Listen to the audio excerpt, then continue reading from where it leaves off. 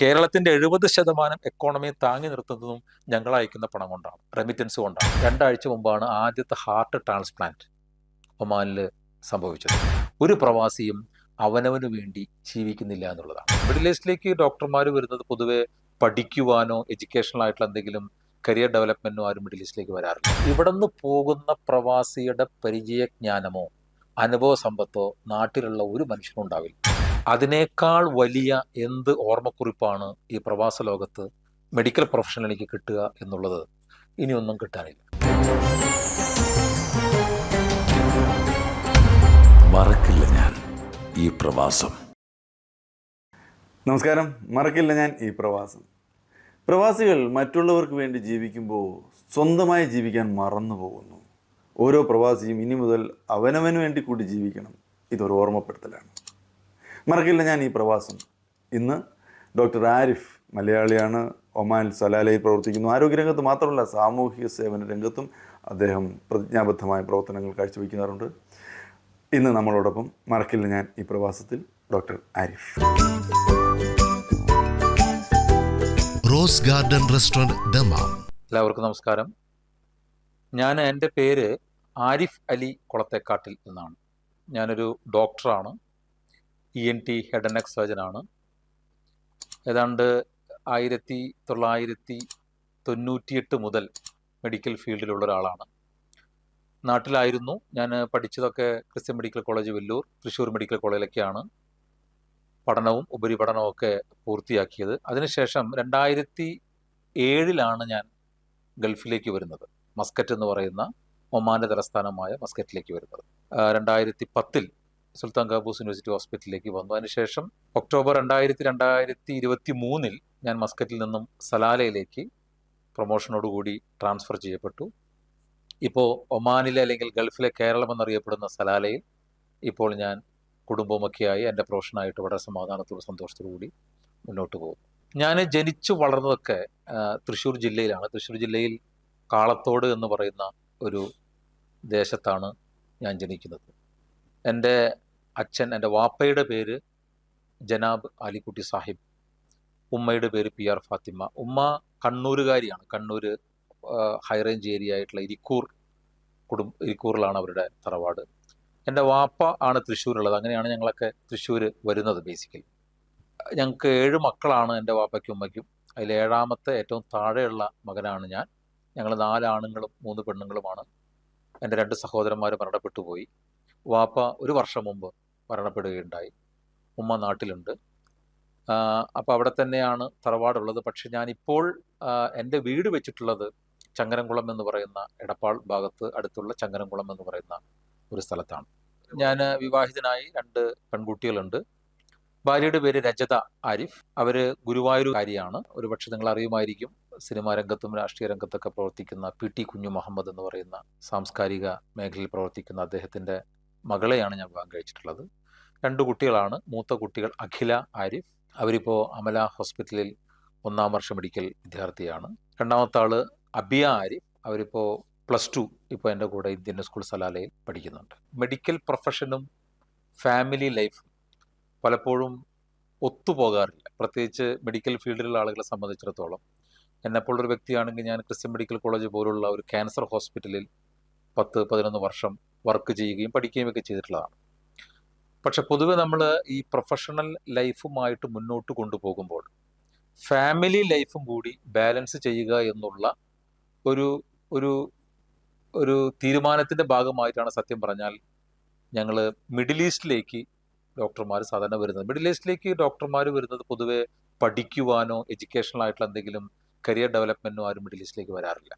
അത് ജീവിതത്തിൽ സ്വസ്ഥത ഉണ്ടാവുക, സന്തോഷമുണ്ടാവുക, ഭാവി കുട്ടികളുടെയും ഒക്കെ ഭാവി സുരക്ഷിതമാക്കുക എന്ന ഉദ്ദേശത്തിൽ 2-3 വർഷം പ്രൊജക്റ്റ് ഇട്ടിട്ട്, ഞങ്ങളെല്ലാവരും അങ്ങനെ തന്നെയാണ്, പ്രൊജക്റ്റ് ഇട്ടിട്ട് ഗൾഫിലേക്ക് വന്നതാണ്. പിന്നീട് അത് പല കാരണങ്ങൾ കൊണ്ടും ഞങ്ങളുടെ തന്നെ ആയിട്ടുള്ള എസ്കേപ്പിസം എന്ന് പറയുന്ന കുറേ എക്സ്പ്ലനേഷൻസ് ഒക്കെ കൊടുത്തുകൊണ്ട് കുട്ടികളാണ്, ഫാമിലി ഹാപ്പിയാണെന്നൊക്കെ പറഞ്ഞ് ഇങ്ങനെ കണ്ടിന്യൂ ചെയ്യുന്നു എന്ന് മാത്രം. അങ്ങനെ 2-3 വർഷത്തിന് വേണ്ടി മസ്കറ്റിലേക്ക് വന്ന ഞാൻ ഇപ്പോൾ ഏതാണ്ട് 17 വർഷം പൂർത്തിയായി. പക്ഷെ അതിൻ്റെ ഒരു റിഗ്രറ്റ് ഒന്നുമില്ല. കാരണം ഇപ്പോൾ നമുക്ക് അതിൻ്റെതായിട്ടുള്ള കംഫർട്ടബിൾ ആയിട്ടുള്ളൊരു സ്റ്റാറ്റസ് ഉണ്ട്, പൊസിഷൻ ഉണ്ട്. നമ്മുടെ കരിയർ മെയിൻറ്റെയിൻ ചെയ്യാൻ സാധിക്കുന്നുണ്ട്. പ്രത്യേകിച്ച് മിനിസ്റ്റർ ഓഫ് ഹെൽത്തിൽ ഒരു സർജനൊക്കെ ആകുമ്പോൾ അതിനുള്ള സാധ്യതകൾ കൂടുതലാണ്. അതുകൊണ്ട് ഓവറോൾ ഐ എം ഹാപ്പി. പക്ഷെ ഉള്ളിൻ്റെ ഉള്ളിൽ ഞാൻ ഇന്നും എന്താണ് ആഗ്രഹമെന്ന് ചോദിച്ചാൽ ക്രിസ്ത്യൻ മെഡിക്കൽ കോളേജ് വെല്ലൂരിൽ വർക്ക് ചെയ്യുകയും അവിടെ തന്നെ അവസാനിക്കുകയും ചെയ്യണമെന്നുള്ളൊരാഗ്രഹം. അത് വേറൊരു പേഴ്സ്പെക്റ്റീവാണ്, ജീവിതത്തിൻ്റെ അല്ലെങ്കിൽ പ്രൊഫഷണൽ വേറൊരു പേഴ്സ്പെക്റ്റീവാണ്. But in general for the time being I am happy. നാട്ടിലുള്ളൊരു നമ്മുടെ ഒരു പ്രാക്ടീസിനെ കുറിച്ച് പറയുകയാണെങ്കിൽ, നമ്മളിപ്പോൾ ഇടുന്ന വർക്കിൻ്റെ ഒരു 3 ഇരട്ടിയോ 4 ഇരട്ടിയോ വർക്ക് ചെയ്താൽ മാത്രമേ സാമ്പത്തികമായിട്ട് ഒരു ഒരു ഒരു ബാലൻസിങ് ഉണ്ടാവുള്ളൂ. അതാണ് ഗൾഫും തമ്മിലുള്ള വ്യത്യാസം. പിന്നെ മാത്രമല്ല, അവിടെ നമ്മുടെ ഒരു പ്രൊഫഷണൽ സ്റ്റാറ്റസും ഒരു പ്രൊഫഷണൽ ലൈഫും, അതായത് നമ്മളിപ്പോൾ സാമ്പത്തികമായാലും അല്ലെങ്കിൽ നമ്മളുടെ ഒരു ഒരു സ്റ്റാറ്റസ് ഓഫ് ലൈഫ് മെയിൻറ്റെയിൻ ചെയ്യാൻ ഉണ്ടാകുന്ന ഔട്ട്പുട്ടിൻ്റെ ഒരു 30% 40% മതി സത്യം പറഞ്ഞാൽ ഗൾഫിൽ, ഓവർസീസിൽ. പക്ഷെ അറ്റ് ദ സെയിം ടൈം നമ്മുടെ ഉള്ളിൻ്റെ ഉള്ളിൽ നമ്മുടെ കരിയർ പ്രോഗ്രഷൻ വരുന്നുണ്ടോ എന്നുള്ളതാണ് ചോദ്യം.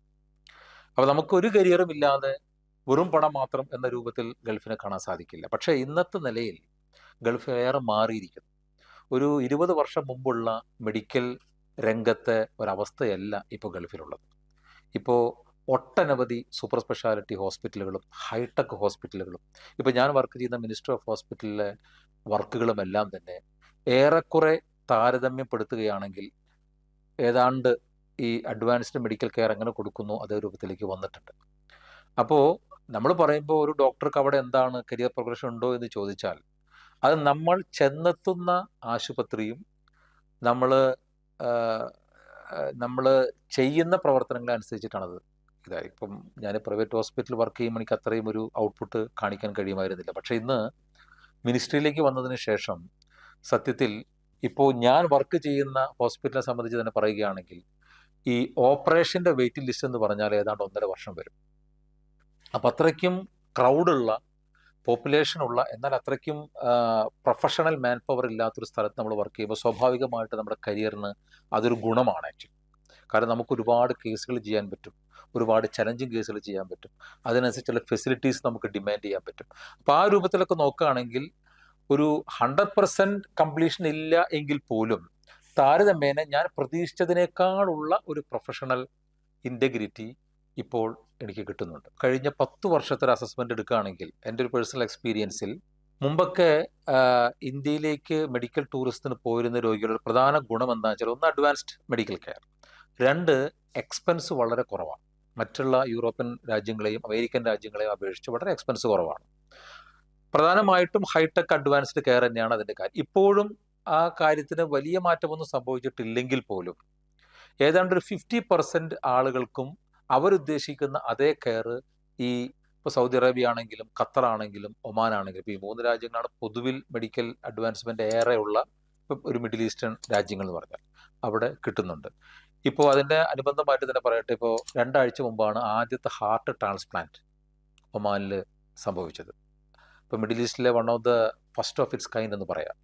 അപ്പോൾ അത്തരത്തിലുള്ള ഡെവലപ്മെൻറ്റുകൾ വരികയും ഒരുപാട് അഡ്വാൻസ്മെൻറ്റുകൾ വരികയും മാത്രമല്ല, ഇവിടെയുള്ള ഇൻഡിജിനസ് ആയിട്ടുള്ള ഡോക്ടർമാർ പോലും ഫെലോഷിപ്പുകൾക്കും റെസിഡൻസി പ്രോഗ്രാമുകൾക്കും യൂറോപ്പിലേക്കും കനഡയിലുമൊക്കെ പോയിട്ട് തിരിച്ചു വരുന്ന ഒരുപാട് പേരുണ്ട്. അപ്പോൾ എനിക്ക് തോന്നുന്നു ഒരു 20 വർഷം കൂടി കഴിഞ്ഞാൽ മെഡിക്കൽ സെക്ടറിൽ മിഡിൽ ഈസ്റ്റ് ഏതാണ്ട് ഇന്ത്യയോട് അല്ലെങ്കിൽ അത്തരത്തിലുള്ള ഇപ്പോൾ അഡ്വാൻസ് കെയർ കൊടുക്കുന്ന രാജ്യങ്ങളോട് കിടപിടിക്കുന്ന രൂപത്തിലുള്ള ഒരു മേഖലയിലേക്ക് വരും. കാരണം അതിൻ്റെ വളർച്ച അത്രയ്ക്ക് റാപ്പിഡാണ്. എനിക്ക് തോന്നുന്നത് ഇന്ത്യയുടെ ഏറ്റവും വലിയ, ഏഷ്യയിലെ തന്നെ ഏറ്റവും വലിയ മെഡിക്കൽ ഓർഗനൈസേഷനാണ് ഇന്ത്യൻ മെഡിക്കൽ അസോസിയേഷൻ, എല്ലാവർക്കും അറിയാം.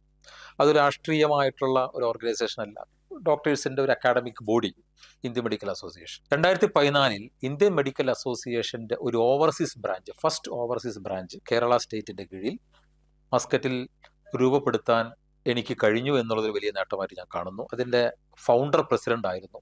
ഇപ്പോൾ സലാലയിലും കഴിഞ്ഞ വർഷം Indian Medical association Muziris Salalah എന്ന പേരിൽ ഒരു ബ്രാഞ്ച് വന്നു. ഈ മസ്കറ്റിലെ ആദ്യത്തെ ബ്രാഞ്ചായ ഇന്ത്യൻ മെഡിക്കൽ അസോസിയേഷൻ നെടുമ്പാശ്ശേരിക്ക് ശേഷം ഓവർസീസിൽ 9 ബ്രാഞ്ചുകൾ പിന്നീട് വന്നു. അപ്പോൾ അതിൻ്റെ ഒരു സ്ഥാപക പ്രസിഡന്റ് എന്ന രീതിയിൽ ഇന്ത്യൻ മെഡിക്കൽ അസോസിയേഷൻ്റെ വിത്തുകൾ ഓവർസീസിൽ പാകിയ ഒരു വ്യക്തി എന്ന രീതിയിൽ ഞാൻ വളരെ അഭിമാനിക്കുന്നൊരു വ്യക്തി കൂടിയാണ്. അപ്പം അത്തരത്തിലുള്ള ഒരു സംഭവം കൂടി എൻ്റെ പ്രവാസ ജീവിതത്തിൽ ഉണ്ടായിട്ടുണ്ട്. ഇന്ന് 300-ലധികം ഡോക്ടർമാരുള്ള ഒരു വലിയൊരു അക്കാഡമിക് ബോഡിയായി അത് മസ്കറ്റിൽ വളരുകയും ചെയ്തു. അപ്പം അവർ കേവലമായിട്ടുള്ള അക്കാഡമിക് പ്രവർത്തനങ്ങൾ മാത്രമല്ല, ജീവകാരുണ്യപരമായിട്ടുള്ള പ്രവർത്തനങ്ങൾ, സോഷ്യൽ സർവീസുകൾ ഒക്കെ വളരെ കൃത്യമായിട്ട് അതിൻ്റെ ഒരു ഗുണം കണ്ടത് കോവിഡ് കാലഘട്ടത്തിലാണ്. ആ 2-2.5 വർഷക്കാലത്ത് കോവിഡ് കാലഘട്ടത്തിൽ ഒട്ടനവധി രോഗികൾ ICU ബെഡുകളില്ലാതെയും എമർജൻസി കെയർ ഇല്ലാതെയും കഷ്ടപ്പെടുന്ന കാലഘട്ടത്തിൽ ഇന്ത്യൻ മെഡിക്കൽ അസോസിയേഷൻ ഇന്ത്യൻ എംബസിയുടെയും മിനിസ്ട്രി ഓഫ് ഹെൽത്തിൻ്റെയും ഇടയിലുള്ള ഒരു കണക്ട് ലിങ്കായിട്ട് പ്രവർത്തിച്ചു. അത് തന്നെയാണ് അത്തരമൊരു സംഘടന ഉണ്ടാക്കിയതിൻ്റെ പേരിൽ ഞാൻ കാണുന്ന ഏറ്റവും വലിയ ഒരു കോൺട്രിബ്യൂഷൻ എന്ന് പറയുന്നത്. പ്രവാസ ലോകത്തെ ഒരു സാമൂഹിക ജീവിതത്തെക്കുറിച്ച് പറയുകയാണെങ്കിൽ അതിൻ്റെ ഏറ്റവും പ്രധാനമായിട്ടുള്ളൊരു പ്രശ്നം അത് ആരോഗ്യ മേഖല തന്നെയാണ്. കാരണം ഇപ്പോൾ ഒരു ആഴ്ചയിൽ ഒരു 5 മരണങ്ങൾ സംഭവിച്ചാൽ ആ 5-ൽ 4 മരണങ്ങളും സംഭവിക്കുന്നത് 35-നും 55-നും വയസ്സിനിടയിലാണ്. താരതമ്യേന നാം ഫ്രൂട്ട്ഫുൾ ആയിട്ട് ജീവിതം മുന്നോട്ട് കൊണ്ടുപോകുന്ന ഒരു ഏജ് ഗ്രൂപ്പാണ് 35, 45, 55 എന്ന് പറഞ്ഞാൽ. അത് വെറും അതിശയോക്തിപരമല്ല. ഞങ്ങൾ തന്നെ ഇന്ത്യൻ മെഡിക്കൽ അസോസിയേഷൻ്റെ ആഭിമുഖ്യത്തിൽ ഇവിടെ ഒരു പ്രവാസികൾക്കിടയിൽ നടത്തിയ ഒരു ഗൂഗിൾ സർവേയിൽ തന്നെ 80% ആളുകളിലും അവരുടെ കുടുംബങ്ങളിൽ ഉണ്ടായിട്ടില്ലെങ്കിൽ അവരറിയുന്ന സുഹൃത്തുക്കളുടെ മരണങ്ങളിൽ ഒരു 80%വും ഈ ഏജ് ഗ്രൂപ്പിൽ പെടുന്നതാണ്. പെടുമരണങ്ങൾ, അകാല മരണങ്ങൾ, പെട്ടെന്നുള്ള മരണങ്ങൾ, നനച്ചിരിക്കാത്ത സമയത്ത് സംഭവിക്കുന്ന അത്യാഹിതങ്ങൾ ഗൾഫ് മേഖലയിൽ വളരെയധികം കൂടുതലാണ്. അതിൻ്റെ ഒരു പ്രധാനപ്പെട്ട കാരണം പ്രവാസികൾ അമിതമായ സമ്മർദ്ദത്തിന് അടിയപ്പെടുന്നു. പൊതുവെ മലയാളികൾ സമ്മർദ്ദത്തിന്, വഴിയിലുള്ള സമ്മർദ്ദങ്ങൾ മുഴുവൻ തലയിൽ വലിച്ചിടുന്ന ആളുകളാണ്. പ്രത്യേകിച്ച് പ്രവാസികൾ വൈകാരികമായി പ്രതികരിക്കുന്ന ആളുകളാണ്. കാരണം അവർ ഒറ്റപ്പെട്ട് ജീവിക്കുന്ന ഒരു സ്ഥിതിയിൽ വൈകാരികമായി പ്രതികരിക്കുന്നു. തൊഴിൽ സംബന്ധമായ പ്രശ്നങ്ങൾ, നാട്ടിലുള്ള കടബാധ്യതകളോ ഫാമിലി ബാധ്യതകളോ ഒക്കെ ആലോചിച്ചും വിഷമിച്ചും കഴിയുന്ന ഒട്ടനവധി ആളുകൾ. അപ്പോൾ അവരുടെ സമ്മർദ്ദത്തിനിടയിൽ അവർക്ക് വേണ്ടി ജീവിക്കുന്നില്ല എന്നുള്ളതാണ് ഏറ്റവും വലിയ പ്രശ്നം. അപ്പോൾ സാമൂഹികമായിട്ടൊരു പ്രവാസി അനുഭവിക്കുന്ന ഏറ്റവും വലിയ പ്രശ്നം എന്താണ് എന്ന് ഒറ്റ വാക്കിൽ ചോദിച്ചാൽ, ഒരു പ്രവാസിയും അവനവന് വേണ്ടി ജീവിക്കുന്നില്ല എന്നുള്ളതാണ്. ഞാൻ മറ്റുള്ളവർക്ക് വേണ്ടി ജീവിക്കുന്നവനാണ് എന്നുള്ള ഒരു പ്രവാസിക സന്ദേശം മാറ്റേണ്ട സമയമായി. പ്രവാസിക്ക് വേണ്ടി ജീവിക്കുക. ആ ജീവിതത്തിലൂടെ അവരുടെ കുടുംബങ്ങളിലേക്കോ ബന്ധുക്കളിലേക്കോ അവരുമായി ഡിപ്പെൻഡ് ചെയ്യുന്ന ആളുകളിലേക്കോ ആ സ്ഥിരതയുടെ ഒരു അഡ്വാൻറ്റേജ് കൊടുക്കുക എന്നുള്ളതല്ലാതെ പ്രവാസി ഒരു ബലിമൃഗമായോ ഒരു ചാവേറായോ അല്ലെങ്കിൽ ഒരു നിലാവത്തഴിച്ചിട്ടൊരു കോഴിയെ പോലെയോ ജീവിക്കേണ്ട കാലമൊക്കെ പോയി. പ്രത്യേകിച്ച് ഇന്നത്തെ കാലഘട്ടത്തിൽ, ബന്ധങ്ങൾക്ക് വലിയ പ്രാധാന്യമില്ലാത്ത കാലഘട്ടത്തിൽ, എല്ലാം കഴിഞ്ഞ് ഒരു മച്ചിപ്പശുവിനെ പോലെ തിരിച്ച് നാട്ടിലേക്ക് വരുന്നൊരു പ്രവാസി ഒരാൾ നോക്കാനില്ലാത്ത ഒട്ടനവധി കഥകൾ എനിക്കറിയാം. കാരണം അവർ കുടുംബത്തിന്, കുട്ടികൾക്ക് വേണ്ടി നല്ല വിദ്യാഭ്യാസം കൊടുക്കാനും വേണ്ടി ഇവിടെ കഷ്ടപ്പെടും.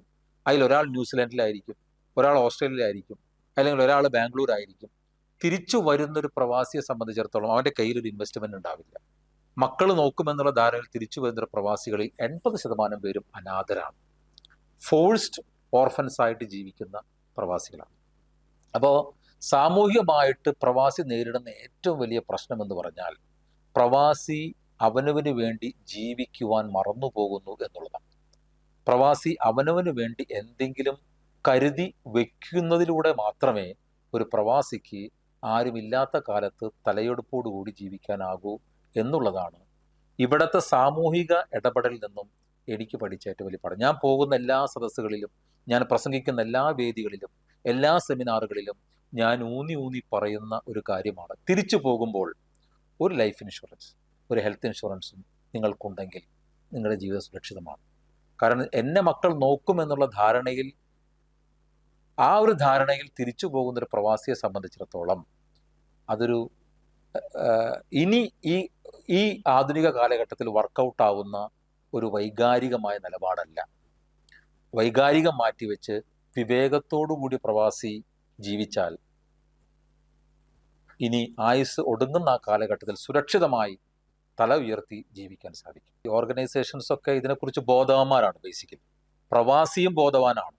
പക്ഷേ നമ്മളുടെ ഒരു പ്രധാനപ്പെട്ട ഒരു പ്രവാസിയുടെ പ്രശ്നം എന്താ വെച്ചാൽ എല്ലാം കഴിഞ്ഞിട്ട് നോക്കാം എന്നുള്ളൊരു മനോഭാവം. ആ മനോഭാവം മാറ്റുക എന്നുള്ളത് മാത്രമാണ്. അതിന് 2 കാര്യങ്ങളാണ്. ഒന്ന്, അവർക്ക് സുരക്ഷയുണ്ടാക്കാനുള്ള ക്ഷേമനിധി പദ്ധതികൾ, ഇപ്പോൾ പ്രവാസി ക്ഷേമനിധി പദ്ധതികളിലെ കുറിച്ചുള്ള ബോധം അവരെ ബോധവാന്മാരാക്കുക. ഇപ്പോൾ ഈ പറഞ്ഞ പോലെ ലൈഫ് ഇൻഷുറൻസ്, ഹെൽത്ത് ഇൻഷുറൻസ് പോലെ. പിന്നെ മാത്രമല്ല അവരുടെ ഹെൽത്ത് ചെക്കപ്പ്, ആരോഗ്യപരമായിട്ട് അവരെങ്ങനെ നിൽക്കുന്നു. പല പ്രവാസികളും അവരുടെ BPO, അവരുടെ ഷുഗർ ചെക്ക് ചെയ്തിട്ട് വർഷങ്ങളായിട്ടുണ്ടാവും, 10-15 വർഷമായിട്ടുണ്ട്. പിന്നെ ഒരു സുപ്രഭാതത്തിൽ അവർ തല കറങ്ങി വീഴുമ്പോൾ, ഒന്ന് തളർന്നു വീഴുമ്പോൾ, ഒരു ഹൃദയാഘാതം ഉണ്ടാകുമ്പോഴാണ് ഇതൊക്കെ ഇവർക്ക് ഉണ്ടായിരുന്നു എന്ന് മനസ്സിലാക്കപ്പെടുന്നത്. അപ്പോൾ ഇപ്പം ഓർഗനൈസേഷനിലായിട്ട് അവരുടെ ഒരു പല മീറ്റിങ്ങുകളിലും അവർ ഉയർത്തിക്കൊണ്ടുവരുന്നത് ക്ഷേമ പദ്ധതികളിൽ പ്രവാസികളെ ഉൾപ്പെടുത്തുക. 2, ആരോഗ്യപരമായ ആനുവൽ ചെക്കപ്പ്, ആരോഗ്യ ഇൻഷുറൻസ് നിർബന്ധമാക്കുക. ആരോഗ്യ ഇൻഷുറൻസ് നിർബന്ധമാക്കിയാൽ എല്ലാ പ്രവാസികൾക്കും ഒരു വർഷത്തിൽ ഒരു ബേസിക്കലായിട്ടുള്ള ഒരു ഹെൽത്ത് ചെക്കപ്പോ അങ്ങനെയൊക്കെ നടത്തി കഴിഞ്ഞാൽ അവർക്ക് മനസ്സിലാക്കാൻ സാധിക്കും. അപ്പോൾ ഇത്തരത്തിലുള്ള സ്കീമുകളും ക്ഷേമ പദ്ധതികളിലൂടെയും മാത്രമേ പ്രവാസികളെ കളക്റ്റീവായിട്ട് നമുക്ക് ഈ ഒരു പേഴ്സ്പെക്റ്റീവിലേക്ക് കൊണ്ടുവരാൻ സാധിക്കും. യഥാർത്ഥത്തിലുള്ള പ്രവാസിയുടെ നഷ്ടം ഈ സ്ട്രെസ് തന്നെയാണ്, സമ്മർദ്ദം, വർക്ക് സ്ട്രെസ്. അതായത് ഇവിടുത്തെ ജോലി സ്ഥിരതയുള്ള ജോലിയല്ല. ഇവിടെ ആരും സിറ്റിസൺഷിപ്പിന് വരാറില്ല. ഇവിടുത്തെ ജോലി ഇപ്പോൾ പ്രത്യേകിച്ച് മിക്കവാറും എല്ലാ ഗൾഫ് രാജ്യങ്ങളിലും നാഷണലൈസേഷൻ വളരെ ശക്തമായിട്ട് നടന്നുകൊണ്ടിരിക്കുകയാണ്. ഒമാനിലും പല സെക്ടറുകളിലും, മിക്കവാറും എല്ലാ സെക്ടറിലും 100% ഒമാനൈസേഷൻ വന്നു കഴിഞ്ഞു. ഇപ്പോൾ ഈ പ്രൊഫഷണലായിട്ട് ഇപ്പോൾ ഞങ്ങളെപ്പോലുള്ള ഡോക്ടർമാർക്ക് പോലും ഒരുപക്ഷെ അടുത്ത വർഷം അല്ലെങ്കിൽ അതിൻ്റെ അടുത്ത വർഷം എന്ത് ജോലി സ്ഥിരതയാണുള്ളതെന്ന് ചോദിച്ചു കഴിഞ്ഞാൽ നമുക്കൊരു ഗ്യാരണ്ടി ഇല്ല. അപ്പം ഈ ജോലി സ്ഥിരതയില്ലായ്മ ഒരു പ്രധാന പ്രശ്നമായിട്ടാണ് പ്രവാസികൾക്കിടയിൽ ഇപ്പോൾ നിലനിൽക്കുന്നത്. അതിൻ്റെ കൂടെ ഈ വർക്ക് സ്ട്രെസ്, അതായത് വർക്ക് സ്ട്രെസ് എന്ന് പറഞ്ഞു കഴിഞ്ഞാൽ ഒരു മിക്കവാറും പ്രവാസികൾ അവരുദ്ദേശിക്കുന്ന ജോലിയല്ല ചെയ്തുകൊണ്ടിരിക്കുന്നത്. ഇവിടെ എഞ്ചിനീയർമാർ എന്നുള്ള രീതിയിൽ വരുന്ന ആളുകൾ ഈ ലേബേഴ്സായിട്ട് വർക്ക് ചെയ്യുന്ന ഒരുപാട് പേരുണ്ട്. അതല്ലെങ്കിൽ വേറെ എന്തെങ്കിലും ഒരു ഇപ്പോൾ IT പോലുള്ള അല്ലെങ്കിൽ സോഫ്റ്റ്വെയർ ഡെവലപ്മെന്റ് പോലുള്ള കാര്യങ്ങൾ പഠിച്ചിട്ടുള്ളവർ വെറും മാനേജർമാരും സൂപ്പർവൈസർമാരുമായിട്ട് ജോലി ചെയ്യുന്നുണ്ട്. അപ്പോൾ ഉള്ളിൻ്റെ ഉള്ളിൽ അവരൊന്നും ഹാപ്പി അല്ല. വിഷാദം എന്ന് പറയുന്നത് ഒരു മാനസിക പ്രശ്നമായിട്ട് മിക്കവാറും 80% പ്രവാസികളിലും ഉണ്ട്. ഞാൻ പറയുന്നത് ഹൈ പ്രൊഫൈൽ ജോബ് അല്ലെങ്കിൽ പോലും. ഇനി ബിസിനസ്സുകാർ ഒരുപാട് പണമുണ്ടാക്കുന്നു എന്ന് പറയുന്ന പല ബിസിനസ്സുകാരിൽ പോലും കനത്ത മാനസിക സമ്മർദ്ദങ്ങൾ അനുഭവിക്കുന്നുണ്ട്. അപ്പോൾ അത് എങ്ങനെ ഡീൽ ചെയ്യുന്നു ചോദിച്ചു കഴിഞ്ഞാൽ അവർക്കൊരു സ്ഥിരതയില്ല എന്നുള്ളതാണ് അതിൻ്റെ ഉത്തരം. സ്ഥിരത എങ്ങനെ ഉണ്ടാക്കുമെന്ന് ചോദിച്ചാൽ ഈ നാഷണലൈസേഷൻ വളരെ സ്ട്രോങ് ആയിട്ടിരിക്കുന്ന കാലഘട്ടത്തിൽ എങ്ങനെ സാധ്യമാകും എന്നുള്ളതിനെ കുറിച്ച് എനിക്ക് വ്യക്തമായിട്ടുള്ള രൂപരേഖ പറയാൻ പറ്റില്ല. പക്ഷെ ഒരു കാര്യം പറയാൻ പറ്റും, ഒരു ഘട്ടത്തിൽ അവർക്ക് ജോലി ഇല്ലാതായാൽ, ഒരു ഘട്ടത്തിൽ അവർക്ക് പ്രവാസം വിട്ട് സ്വന്തം നാട്ടിലേക്ക് തിരിച്ചു പോകേണ്ടി വന്നാൽ അവരെങ്ങനെ ജീവിക്കും, അതിനെന്ത് നിക്ഷേപമുണ്ട് എന്നുള്ളതിനെ കുറിച്ചുള്ളൊരു ചിന്തയെങ്കിലും പ്രവാസികൾക്കുണ്ടായാൽ ഒന്നുമില്ലെങ്കിൽ പോലും നമുക്ക് നിലനിന്ന് പോകാൻ പറ്റും. പിന്നെ 2, ഞാൻ എപ്പോഴും ഇപ്പം നാട്ടിലുള്ള രാഷ്ട്രീയപരമായിട്ട് ഉള്ള ബന്ധങ്ങളുള്ള ആളുകളോടും ഗവൺമെന്റിനോട് തന്നെയും ഗവൺമെന്റ് പല ഉദ്യോഗസ്ഥന്മാരോടും പറയുന്നൊരു കാര്യമുണ്ട്, തിരിച്ചു വരുന്ന പ്രവാസികളെ അധിവസിപ്പിക്കുക. കാരണം ഇവിടെ നിന്ന് പോകുന്ന പ്രവാസിയുടെ പരിചയജ്ഞാനമോ അനുഭവ സമ്പത്തോ നാട്ടിലുള്ള ഒരു മനുഷ്യനും ഉണ്ടാവില്ല. 15 വർഷക്കാലം ഫോർമാൻ ആയിട്ടും 20 വർഷക്കാലം കാർപ്പൻ്ററായിട്ടും ഇവിടെ നൂതനമായിട്ടുള്ള യന്ത്രസാമഗ്രികളും നൂതനമായിട്ടുള്ള ടെക്നോളജികളും കണ്ടു വളർന്ന് അതിലൂടെ അനുഭവജ്ഞാനം ഉണ്ടാക്കി തിരിച്ചു പോകുന്നൊരു പ്രവാസി ഒരു ജോലിയുമില്ലാതെ വീട്ടിൻ്റെ ഉമറക്കോലായിൽ ഡയബറ്റീസും ഹൈപ്പർ ടെൻഷനും വിഷാദവുമായി ആരും നോക്കാനില്ലാതെ ഇരിക്കേണ്ടവരല്ല. അവരൊരു ജീവിതകാലം മുഴുവൻ ഒരു കുടുംബത്തിനും നാടിൻ്റെ എക്കണോമി സുസ്ഥിരപ്പെടുത്തുന്നതിനും വേണ്ടി പണം അയച്ചിരുന്ന ആളുകൾ തിരിച്ചു വരുമ്പോൾ അവരുടെ അനുഭവജ്ഞാനം മാത്രം മതി. അവർക്കൊരു ചെറിയൊരു നിക്ഷേപം അല്ലെങ്കിൽ അവർക്കൊരു ചെറിയൊരു ഇൻവെസ്റ്റ്മെന്റിനുള്ള സാധ്യത കൊടുക്കുക, അല്ലെങ്കിൽ അവർക്കൊരു ഇപ്പോൾ കുടുംബശ്രീ പോലെയോ അങ്ങനെയുള്ളൊരു പ്രസ്ഥാനങ്ങൾ ഉണ്ടാക്കി അവരെ അധിവസിപ്പിച്ചാൽ അത് രാജ്യത്തിന് ഗുണം, അവർക്കും ഗുണം, അവരുടെ കുടുംബത്തിനും അത് ഗുണമാണ്. ആ ഒരു പ്രവാസി റീഹാബിലിറ്റേഷൻ പ്രോഗ്രാം നമ്മുടെ നാട്ടിലാണ് ഏറ്റവും തുടങ്ങേണ്ടത്. കാരണം ഏറ്റവും കൂടുതൽ ഗൾഫ് പ്രവാസികളുള്ള ഒരു സംസ്ഥാനമാണ് കേരളം. കേരളത്തിൻ്റെ 70% എക്കോണമിയെ താങ്ങി നിർത്തുന്നതും ഞങ്ങൾ അയക്കുന്ന പണം കൊണ്ടാണ്, റെമിറ്റൻസ് കൊണ്ടാണ്. തിരിച്ചു വരുമ്പോൾ അവർക്ക് നക്കാപ്പിച്ച പോലെ എന്തെങ്കിലും 2000-3000 ക്ഷേമനിധി കൊണ്ടൊന്നും കാര്യമില്ല. അവരെ പുനരധിവസിപ്പിക്കാനുള്ള അവർ തരുന്ന ഒരു ജ്ഞാനം എന്ന് പറയുന്ന അവരുടെ അനുഭവവും അവരുടെ നോളജുമാണ്. അത് കൃത്യമായിട്ട് എക്സ്പ്ലോയിറ്റ് ചെയ്യാൻ നമ്മുടെ നാടിന് സാധിച്ചാൽ തിരിച്ചു വരുന്ന പ്രവാസി ഒരു ബാധ്യതയായിട്ട് അവർക്കും തോന്നില്ല, രാജ്യത്തിനും തോന്നില്ല.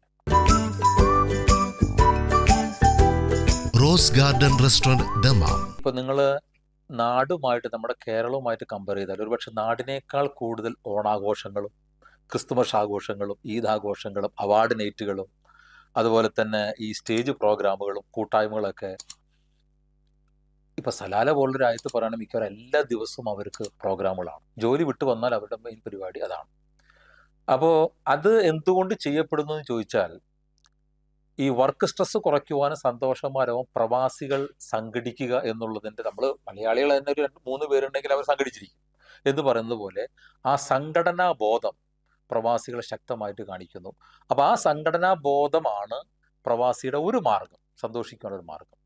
2, ഇവിടെ വരുന്ന കലാകാരന്മാർ, ഇപ്പോൾ പ്രവാസികൾക്കിടയിലുള്ള കലാകാരന്മാർ, പാട്ടുപാടാൻ കഴിവുള്ളവർ, നാടകത്തിൽ അഭിനയിക്കാൻ കഴിവുള്ളവർ, എഴുത്തുകാർ, അതുപോലെ തന്നെ ചിത്രം വരയ്ക്കുന്നവർ, കവിത എഴുതാൻ കഴിവുള്ളവർ, അവരെല്ലാം ചെറിയ ചെറിയ കൂട്ടായ്മകളായി വെള്ളിയാഴ്ചകളിലും ശനിയാഴ്ചകളിലും രൂപപ്പെട്ട് അവർ ഒരു റൂമിൽ കൂടി അല്ലെങ്കിൽ ലേബർ ക്യാമ്പുകളിൽ കൂടി അവരുണ്ടാക്കപ്പെടുന്ന പാട്ടുപുരകളും അതുപോലെ തന്നെ ഇത്തരത്തിലുള്ള സംഗീത സാഹിത്യ സദസ്സുകളും ഒരുപാട്, ഇപ്പോൾ നിങ്ങളൊന്ന് സഞ്ചരിച്ചാൽ അറിയാം, മിക്കവാറും ഇന്റീരിയർ ഭാഗങ്ങളിലേക്ക് പോയി കഴിഞ്ഞാൽ അറിയാം, അത്തരത്തിലുള്ള സദസ്സുകളിലൂടെയാണ് പ്രവാസികൾ സത്യം പറഞ്ഞാൽ അവരുടെ, അപ്പോൾ പ്രവാസിയുടെ സുഖം എന്ന് പറഞ്ഞാൽ ഇത്തരത്തിലുള്ള കൂട്ടായ്മകളും ഇത്തരത്തിലുള്ള ഒരുമയോടുകൂടിയുള്ള പ്രവർത്തനങ്ങളുമാണ് ഒരു പ്രവാസിയുടെ സന്തോഷം. ഇന്ന് വെള്ളിയാഴ്ചയാണ്. ഈ വെള്ളിയാഴ്ച ദിവസം ഒരു 10 പ്രവാസിയുടെ വീട്ടിൽ പോയാൽ ഒരു വീട്ടിൽ ഒരു ഹാളിൽ അവർ സംഗമിച്ചിട്ട് കുബൂസും മജുബൂസും ഹലീസും അതുപോലെ തന്നെ കാവയും ഒക്കെ വെച്ചുകൊണ്ട് അവർ പാടുന്നത് കാണാം, അല്ലെങ്കിൽ അവർ ഒരുപാട് ചർച്ചകൾ നടത്തുന്നത് കാണാം. അത് ദിനം പ്രതി സംഭവിച്ചുകൊണ്ടിരിക്കുന്നുണ്ട്, പ്രത്യേകിച്ച് അവധി ദിവസങ്ങളിൽ അത് സംഭവിച്ചുകൊണ്ടിരിക്കുന്നുണ്ട്. അപ്പം അതിനൊരു കൂട്ടായ ഒരു മാർഗം എന്ന് ചോദിച്ചു കഴിഞ്ഞാൽ അത് ഓൾറെഡി ഇപ്പോൾ പ്രവാസ ലോകത്ത് നടക്കുന്നുണ്ട്. പക്ഷേ അതിനൊരു സംഘടിതമായിട്ടുള്ള രൂപമില്ല എന്നുള്ളൂ. ഇപ്പോൾ സിനിമക്കാരൊക്കെ കൂടി ഒരു സിനിമ ചെയ്യുക, അല്ലെങ്കിൽ നാടകക്കാരൊക്കെ കൂടി നാടകം ചെയ്യുക, അപ്പോൾ അതൊക്കെ സംഭവിക്കുന്നുണ്ട്. അപ്പം അതിനിപ്പോൾ നമ്മൾ തന്നെയാണ് അതിൻ്റെ സാമ്പത്തികം കൊടുക്കുന്നത്, നമ്മളിൽ നിന്ന് പിരിച്ച് നമ്മൾ തന്നെയാണ് അത് ചെയ്തുകൊണ്ടിരിക്കുന്നത്. അത് കൂട്ടായിട്ടുള്ള രൂപത്തിൽ നടക്കുന്നുണ്ട്. അത് കുറേ കൂടി സ്ട്രോങ്, അത് ആണ് പ്രവാസിയുടെ ആകെയുള്ള സന്തോഷം. അത് മിക്കവാറും എല്ലാ മിഡിൽ ഈസ്റ്റ് രാജ്യങ്ങളിലും അത് നടക്കുന്നുണ്ടെന്നുള്ളതാണ് എൻ്റെ വിശ്വാസം.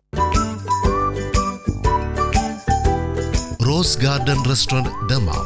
ഇപ്പം ഈ കഴിഞ്ഞ 17 വർഷത്തെ ജീവിതത്തിൽ, പ്രവാസ ജീവിതത്തിൽ ഒരുപാട് സംഭവങ്ങൾ സന്തോഷം നൽകുന്നതുണ്ട്, സന്താപം നൽകുന്നതുണ്ട്, സമ്മിശ്രമായിട്ടുള്ള വികാരങ്ങളുള്ളതുണ്ട്. പക്ഷെ ഞാൻ ഇപ്പോൾ ഒരു പ്രത്യേകമായിട്ടുള്ളൊരു അനുഭവം എന്താണ് എന്ന് ചോദിച്ചാൽ, ഞാൻ മസ്കറ്റിൽ വർക്ക് ചെയ്ത കാലഘട്ടത്തിൽ മിനിസ്ട്രി ഓഫ് ഹെൽത്തിൽ പ്രവർത്തിക്കുന്ന കാലഘട്ടത്തിൽ ഒരു ദിവസം രാത്രി ഒരു കുട്ടിയെ കൊണ്ടുവരാണ്, അതായത് ഒരു 7 വയസ്സുള്ള ഒരു പെൺകുട്ടിയെ കൊണ്ടുവരുന്നു.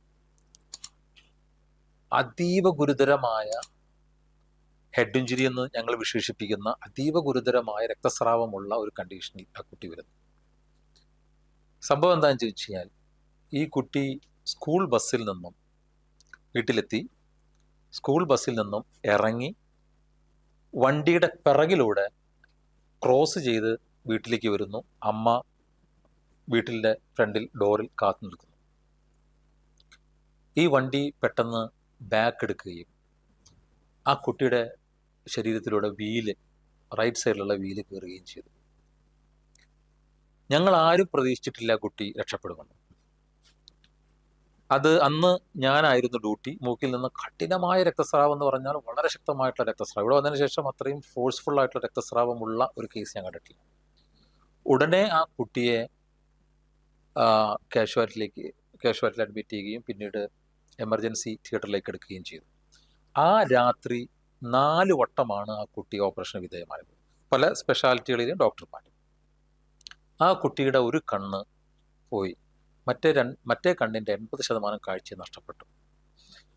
പിന്നെ 2 മാസക്കാലം ആ കുട്ടി ICUവിൽ കിടക്കുകയും 2 മാസത്തിന് ശേഷം ഒരു സാധ്യതയുമില്ലായിരുന്ന വെറും 5%, 10% സാധ്യത മാത്രം കൽപ്പിച്ചിരുന്ന ആ കുട്ടി പതുക്കെ റിക്കവറിയിലേക്ക് വരികയും ചെയ്തു. ഒരുപാട് ഡിസബിലിറ്റീസ് ഒക്കെ കുട്ടിക്ക് ഉണ്ടായിരുന്നു.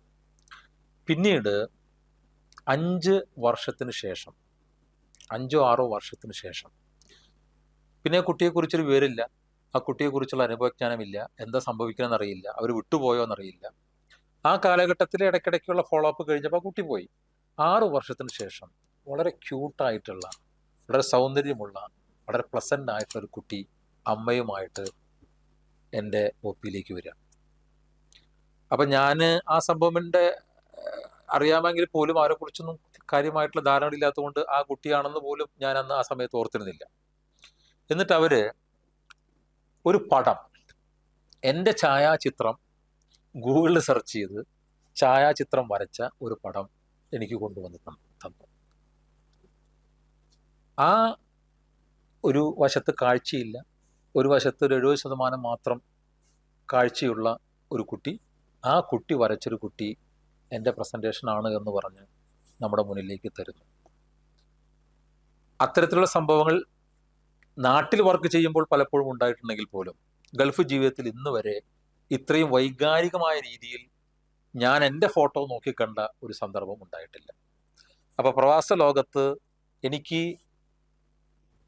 തൊഴിൽപരമായി ഏറ്റവും സാറ്റിസ്ഫാക്ഷൻ തരികയും, അപ്പോൾ നമ്മൾ ചെയ്യുന്നൊരു കാര്യം, നമ്മൾ ഒരു ടീമായിട്ട് കൂടെ ചേർന്ന് ചെയ്തൊരു കാര്യം, അതിൻ്റെ ഒരു ഔട്ട്കം നമ്മളൊന്നുമില്ല, മരിച്ചു പോകുമെന്ന് പ്രതീക്ഷിക്കുന്നൊരു കുട്ടി നമ്മുടെ മുന്നിൽ 5 വർഷം കഴിഞ്ഞു വന്ന് നിൽക്കുമ്പോൾ, ആ കുട്ടി എൻ്റെ ഛായാചിത്രം വരച്ചെനിക്ക് തരുമ്പോൾ, അതിനേക്കാൾ വലിയ എന്ത് ഓർമ്മക്കുറിപ്പാണ് ഈ പ്രവാസ ലോകത്ത് മെഡിക്കൽ പ്രൊഫഷനിൽ എനിക്ക് കിട്ടുക എന്നുള്ളത് ഇനിയൊന്നും കിട്ടാനില്ല. ആ ഒരു സംഭവമാണ് ഇപ്പോൾ പ്രവാസ ലോകത്ത് പെട്ടെന്ന് മനസ്സിൽ പതിഞ്ഞുപോയ ഒരു സംഭവം ഏതാണെന്ന് ചോദിച്ചാൽ ഈ സംഭവമാണ്. Rose Garden Restaurant Dammam. ഇന്ന് പ്രവാസ ലോകത്ത് എനിക്ക് സംതൃപ്തിയും സന്തോഷവും നൽകുന്നൊരു കാര്യം, പ്രൊഫഷണലായിട്ടുള്ള ഒരു കരിയറിനപ്പുറം സാമൂഹികമായിട്ടുള്ള ഇടപെടലുകളിലൂടെ, ഞാൻ കണ്ട ജീവിതങ്ങളിലൂടെ, ഞാൻ അവർക്ക് ചെയ്തു കൊടുക്കുവാൻ കഴിഞ്ഞ കാര്യങ്ങളിലൂടെ, അവരുമായിട്ടുള്ള കമ്മ്യൂണിക്കേഷനിലൂടെ ഉണ്ടാക്കപ്പെട്ടിട്ടുള്ള സാമൂഹിക ജീവിതം എങ്ങനെയായിരിക്കണമെന്നും പ്രതിസന്ധികളെ എങ്ങനെ നേരിടണം എന്നുള്ള ഒരു വലിയ ക്യാൻവാസിലുള്ള പ്രവാസലോകം, പ്രയാസലോകം എന്നാണ് പറയുക. ഈ പ്രയാസ ലോകത്ത് നിന്നുകൊണ്ട് ആളുകൾ എങ്ങനെയാണത് മാനേജ് ചെയ്യുന്നത്, അവരെങ്ങനെയാണ് അതിജീവിക്കുന്നത് എന്നുള്ള ഒരു വലിയ പാഠം ഈ പ്രവാസ ലോകം എനിക്ക് നൽകി.